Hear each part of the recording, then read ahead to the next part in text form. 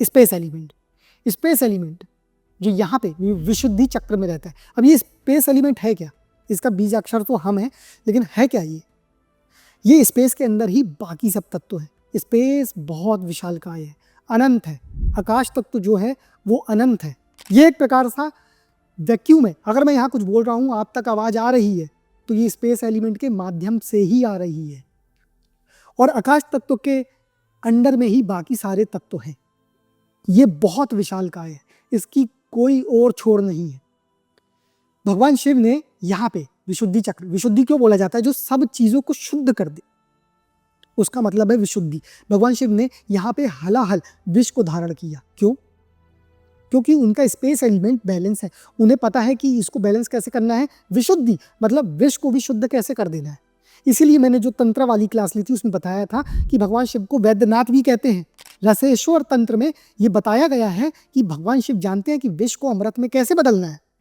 जो बहुत से मूर्ख लोग भगवान शिव के प्रसाद के नाम पे नशा करते घूमते हैं अलग अलग चीज़ों का, और नाम भगवान शिव का लगाते हैं, उन्हें ये नहीं पता कि भगवान शिव वैद्यनाथ है। उन्हीं ने रसेश्वर तंत्र दिया है। उन्हें पता है कि विष को कैसे अमृत में बदलना है। शास्त्रों में बताया गया है, विष प्राण हरम युक्त रसायनम। कोबरा के जहर से ही कीमो इंजेक्शन बनाया गया जो कैंसर ट्रीटमेंट में काम आता है। टोबैको जो कैंसर देती है, लोगों को बीमारी देती है, उससे बहुत से कीटनाशक बनाए जाते हैं। तो ऐसा नहीं है। अगर आपके पास युक्ति है, जो वैद्य लोग जानते हैं कि किसको किस चीज़ों को कैसे यूज़ करना है, तो विष के माध्यम से भी अमृत बना देते हैं कि वो जीवन दे सके। और यहाँ पे जगत गुरु भगवान शिव की बात हो रही है।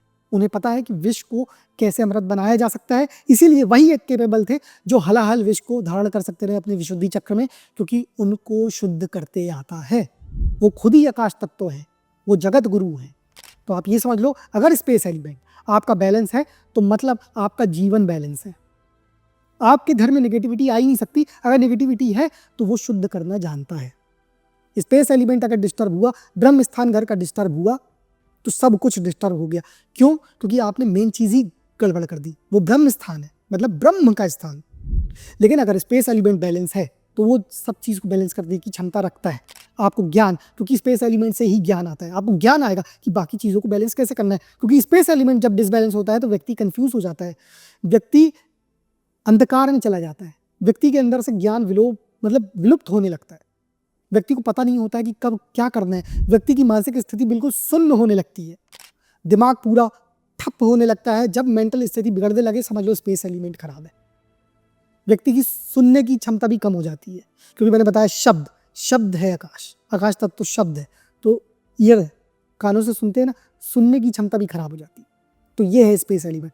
तो ये पंच तत्व आप सोचो कि कितने शक्तिशाली है। अगर इन पंच तत्वों को आपने समझ लिया और इन पंच तत्वों को जान लिया कि ये अलग अलग डायरेक्शन में कहाँ प्रेजेंट होते हैं और इन्हें किस तरह से बैलेंस करना है और इनके माध्यम से हम क्या चीज़ें प्राप्त कर सकते हैं, तो आप सोचो जरा कि आप क्या हासिल कर सकते हैं।